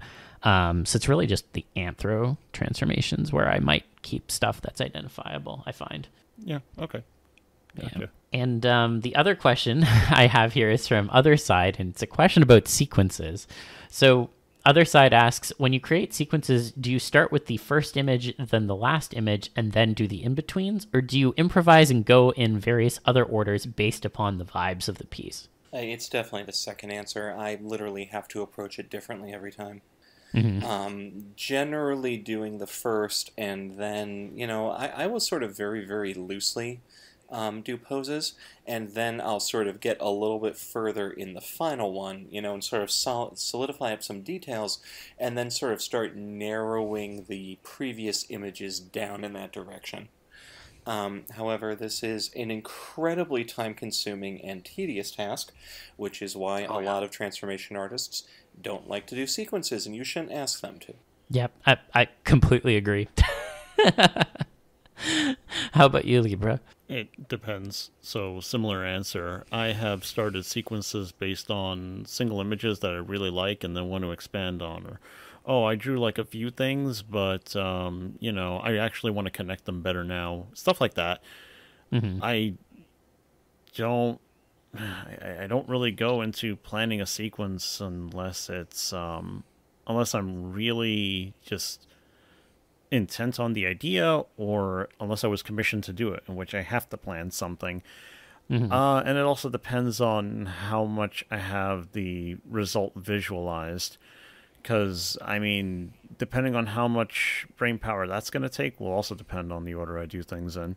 Yeah, that makes sense. It really chews up an incredible amount of mental bandwidth to do stuff like that. Yeah, I wish some people would recognize that. Another transformation regression that's in my gallery is the timeline jump thing. timeline jump one where I turned into like a young shark newsboy, which is a weird thing that I went through for like 2 years. Oh yeah, I remember that. And I actually 100% colored that, and the colored version is not the one that's available because it looked weird. So I actually dropped it down to grayscale. But getting all of that to flow evenly was just a nightmare. Yeah, jeez. What about you, Zoe? I'm pretty sure you've done sequences before, right? I've done sequences before, yeah. So it's funny. I've only ever done them one way when I've done them, and that's actually going start to finish in linear order, which isn't necessarily always the best idea. And it's funny, the ones where I've like maybe taken stock for it and like taken stock for like a full sequence worth, if I don't start with the first one and I just go in somewhere random, I'm only going to end up doing like the one image from that, which honestly sometimes is great. Like if I take a sequence or whatever, I can pick the exact point in the progression that then I actually want to work on after the fact based on like the vibes. I make the image and then that's it. And then I don't end up touching the rest. But when I have done the sequences, it's always 1, 2, 3, 4, 5 or whatever. I always do it in linear order because I find otherwise it's actually more difficult for me to do the connective tissue like in between. Because when I look at it linearly, then I can be like, okay, I did this much of a change here. Then I move on to the next one, and then I can do the next amount, and I know what I did in the last one. So, I mean that sounds viable to me too. Yeah. Yeah. When I do that, it's pretty easy to keep track of whatever you're doing. It's like, now I add this, and now I change this, and that's simpler than trying to maintain continuity when you've done the end, the middle, or started from the middle, or whatever the fuck. But that's why it's different. That's why it's different when I do it for myself versus other people. Yeah. Even if I like the results a lot, that's how it is. Oh yeah, absolutely. You got to do what works for yourself at the end of the day, and also to get the thing done. So Awesome. Well, that was all the questions I had for you. I was wondering, Foxxy, if you had any questions for us. Why did you think to start a transformation podcast? So, the main logic that I had kind of had behind it at the time was, a lot of communities have their own kinds of, auditory, like podcasts or video essays or whatever, and are often done on kind of an ongoing basis. And it always struck me as kind of weird that there seemed to be this sticking point in having one for the transformation community. Like, don't get me wrong, there's been plenty of them that have started over the years and people have tried, but they often seem to either peter out or they have massive like gaps and hiatuses and such. And I personally am a big podcast person. Like I listen to them every day. So to me, I was like, this just feels like something we should have. Why can't we have this? And I can say the answer is time and commitment. Now that I've done, 80 plus episodes of this podcast. But yeah, I think it was a gap that I felt should be filled in some way. And it felt like fertile ground to have this kind of a thing. And I guess, there was a part of me as well that, I wanted to do some kind of giving back or what have you, or showcasing the fandom or whatever you want to kind of call it, that kind of general vibe. Because I'd felt that transformation has done a lot for me personally over my life, both through, my interactions with people from creating art and also just talking with people in general. So it felt like something that would be fun to do and also something that should maybe be necessary. And, especially now that I also have Libra on board, like it's been a very rewarding creative endeavor. And in my like professional life, I do a lot of like talking and moderating and interviewing and that kind of stuff. So it felt like, I had some good transferable skills to bring over and make this potentially successful. So top of being somebody who's actually interesting to speak with. I try my best. Yeah, you do it. Well, thank you.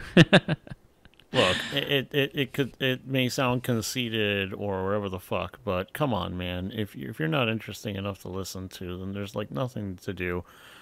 We're a small channel. Help us grow. Like, subscribe, share.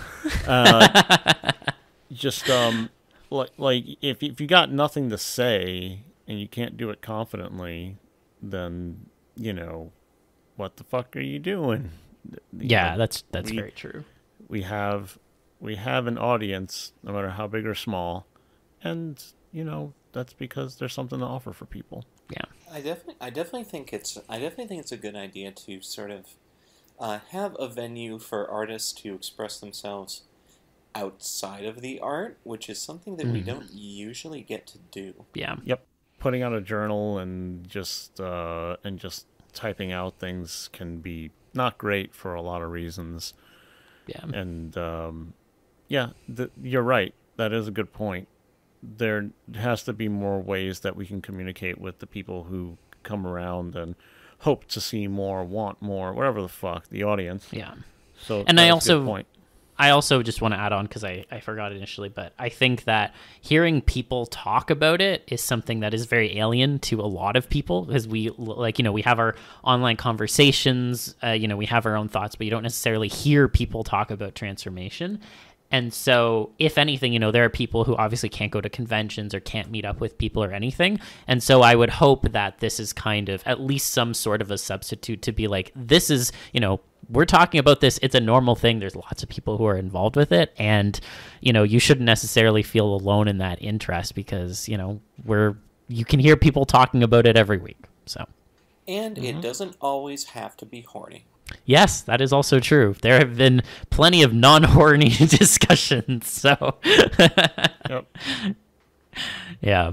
Yeah, that's something that I've sort of been consciously pushing in the direction of for the last couple of years, and some of it is just down to what hormone therapy does to your body, but it's also just remember when this was fun? Remember when we had fun? It was just fun to think about turning into a dog or something. And I've very much sort of been in that headspace of let's just have a little bit more fun and a little bit more whimsicality in a rather bleak world. Yeah. No, I heavily concur with that. Necessary for your health. Actually, what do you say that being involved in the transformation community, besides this, has done for you personally? So I think personally, it has, first of all, it's allowed me to develop artistic skills that I probably never would have otherwise. I've talked about this before on the show, but I guess for context, I have dysgraphia, which makes it very difficult for me to do any sort of drawn art. And so because of that, it was very early on that I realized, if I want to do any kind of art, it's going to be very difficult, at least from a visual perspective. And it was only through seeing other people do photo manipulation that I was like, oh, wait, that's actually something that's visual that can be done without having to grapple with fine motor skills problems, at least for the most part. There's definitely still some challenges, but that was only something I realized because of the transformation community. So without that, I never would have, spent the incredible amount of hours I have in Photoshop. And I definitely find that having that kind of artistic expression or outlet is something that's really important to me as a person. And so it really satiates that I wouldn't have been able to otherwise. And, I think just also I've met so many incredible people through the transformation community. I wouldn't know Libra if not for the transformation community. I wouldn't know a lot of people that I talk to on a daily basis without that. And so, the fact that the internet and this community is able to bring people together in that way, I think has a big impact. And goodness knows that so much of my life now revolves around it, and I wouldn't want it to not revolve around that. So it has very much been a net positive overall for me. How about you, Libra? Oh man, there's so much. Just drawing and sharing the stuff opened up my world to so many people and things. Likewise, wouldn't have met Zill, wouldn't have met a lot of people, wouldn't have met the partner that I live with now. I wouldn't have gone to Canada. I live in Canada now, pretty much because of my art. I am on this show because I drew stuff in the first place. It does it's made me explore myself. It's made me better myself in a bunch of ways, in spite of a lot of things that I really don't like. I mean, I'm angry about stuff, and I'm still bitter about some things, but, you know, it's all been worth it, ultimately. It's kind of hard to nail it down. Yeah, like, I've improved as an artist. I have pushed my boundaries. I've pushed other people's boundaries.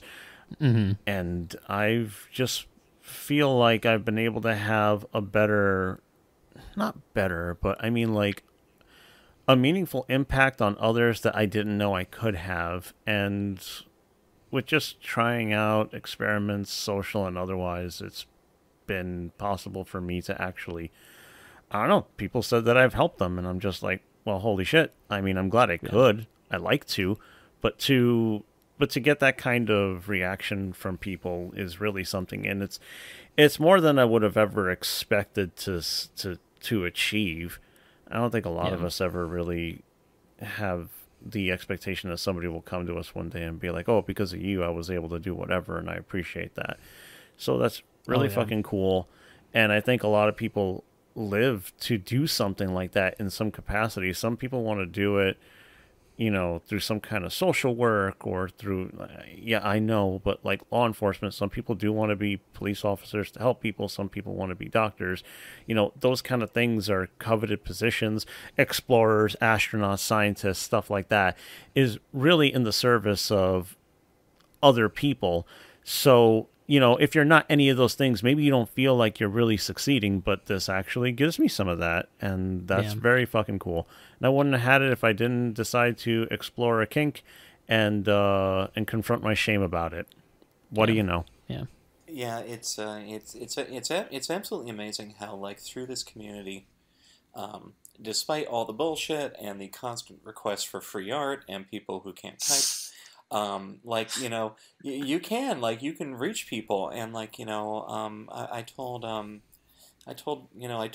Black Shirt Boy once, who was feeling very down about his art. You know, I was like, like, listen, like, we've got the best job in the world because we get to make people happy. How many people actually make people happy on a day-to-day basis? It's vanishingly small. It is.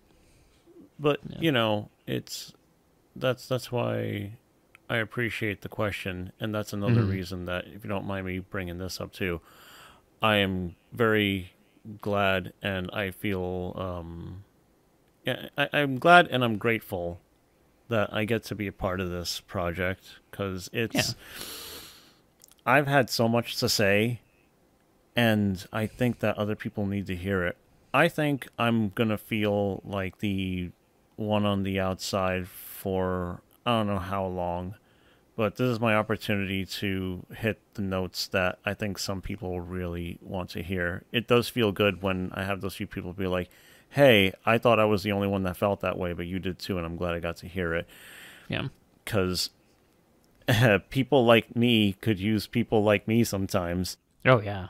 And also, go ahead. I was just going to say, I forgot to mention it, but I wouldn't have found out I was non-binary without TF, so I'll put that in there too. There's just tons. There's a lot to say. But yeah, I appreciate the question, and I appreciate you giving us the answers to those questions. You know, we would have asked you the same thing, but, you know, you took the time to speak with us for about 2 good hours or so, and, you know, and it's been good to meet you. It's a lot of artists' names that I also get to meet because of this. So I'm like, oh yeah, I remember you, and didn't think anything else would come of it, and then, you know, turned out to be really interesting, good people to talk to. Great. Yeah, no, happy to be here. As you found out, I had many thoughts about things, and it was nice to have a venue to share them with. I mean, you know, thankfully, you know, over the last couple of years in the transformation zone, I've had a much stronger support structure than I did the first time around. And that has really made a difference. To the point where, I mean, like, even I've been talking about some of my friends in the transformation community with, for instance, like my mother. Tomorrow I'm getting in a car and I'm driving to Maine to spend the time with some other transformation artists. And, cool.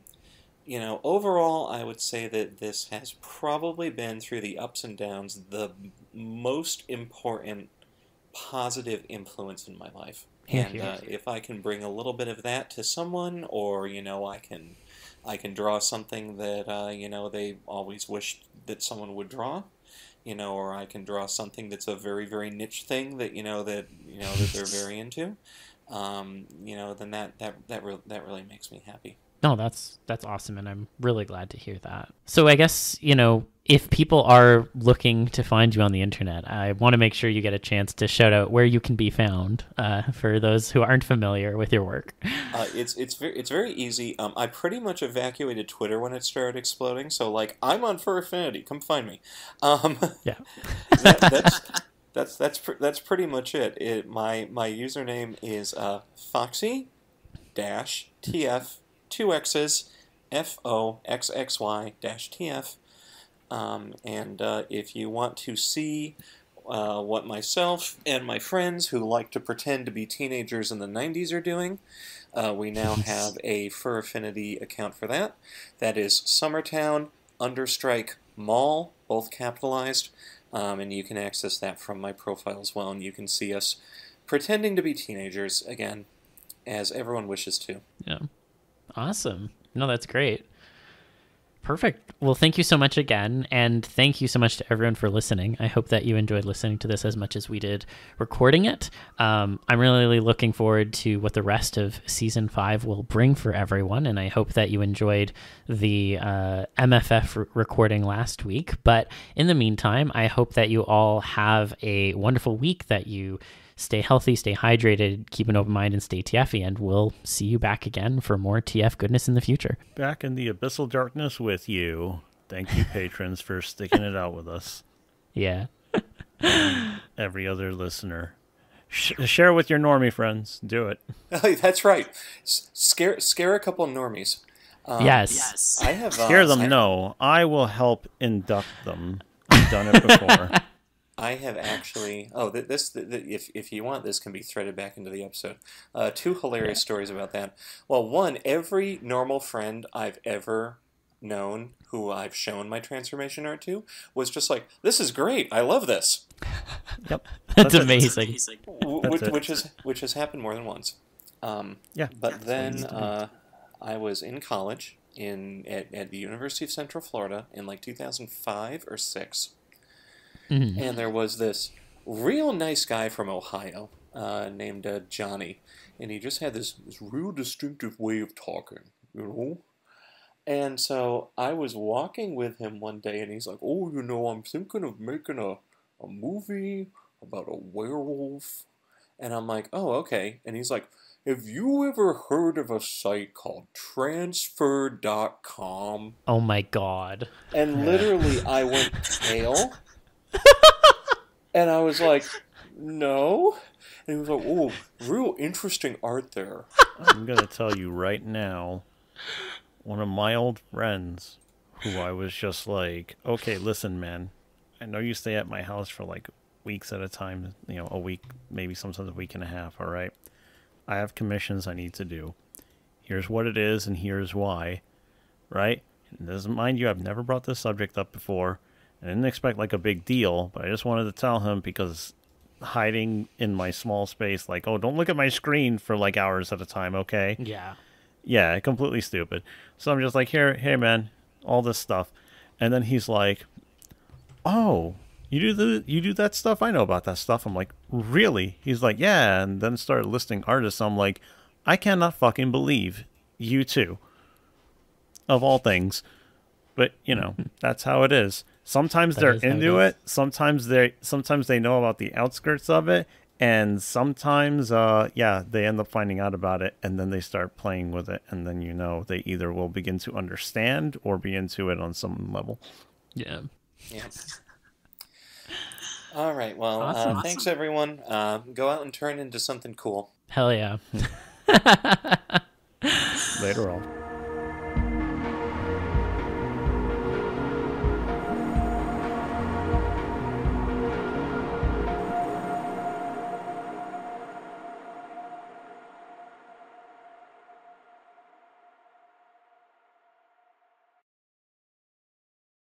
Look out! He's running into the bush! You are getting away! Foxxy!